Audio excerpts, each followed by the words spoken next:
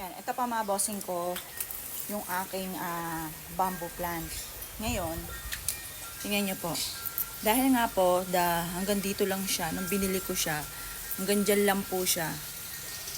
Ngayon, dahil matagal na po ito sa akin, taon na, lumago na po siya. Ngayon, kailangan, alisin din ito yung mga lumang to.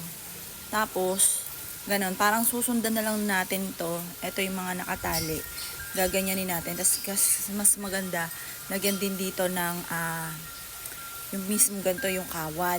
Para, susundan na lang. Yan. At dahil nga po sa lumaki na siya, talagang natutuyo po ito. Kaya dapat, aalisin muna natin yung mga dahon po niya. Yan. Kailangang aalisin yung mga dahon. Tapos, ganun din yung gagawin natin. Yan. Yan. Kung ikaw'y mahilig sa halaman,